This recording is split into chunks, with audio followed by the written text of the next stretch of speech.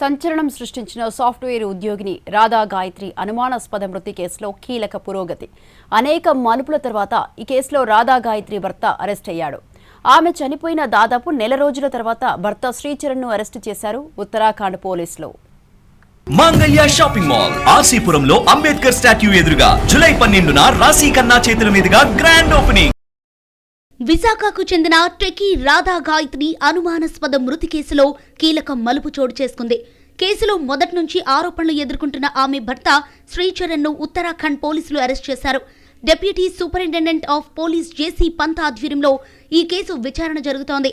ఉత్తరాఖండ్లోని మసూరికి గత నెలలో రాధా గాయత్రి తన భర్తతో కలిసి విహారయాత్రకు వెళ్లగా అక్కడే అనుమానాస్పద రీతిలో మృతి చెందింది. కేసు నమోదు చేసిన లోకల్ పోలీసులు సుదీర్ఘ దర్యాప్తు తర్వాత భర్త శ్రీచరణ్ను అరెస్టు చేశారు. రాధా గాయత్రి అనుమానాస్పద మృతి కేసు ఇప్పటికే మిస్టరీగానే ఉంది. ఆమె ఎలా చనిపోయిందన్నది క్లారిటీ లేదు. రాధా గాయత్రి మృతికి అల్లుడు శ్రీచరణ్ కారణమంటూ ఆమె తల్లిదండ్రులు ఆరోపించారు. అయితే ఈ కేసులో మరో కీలక పరిణామం చోటు చేసుకుంది. ఈ ఘటనపై పూర్తి స్థాయి నిజాలు వెలికితీసేందుకు డెహ్రాడూన్ జిల్లా కలెక్టర్ రాహుల్ ఆనంద్ మెజిస్టీరియల్ విచారణకు ఆదేశించారు. ఈ నిర్ణయంతో కేసు దర్యాప్తు కొత్త మలుపు తిరిగింది. మసూరిలో జూన్ 14 నుంచి 16 మధ్య అసలు ఏం జరిగిందనే అంశంపై ప్రత్యేక దృష్టి సారించిన అధికారులు సమగ్ర దర్యాప్తు చేపట్టారు. ఈ విచారణను మసూరి డివిజనల్ మెజిస్ట్రేట్ నిర్వహిస్తున్నారు. రాధా గాయత్రి మరణానికి దారితీసిన పరిస్థితులు, ఆమె మృతికి ముందు ఆ తర్వాత జరిగిన పరిణామాలను క్షుణ్ణంగా పరిశీలించనున్నారు.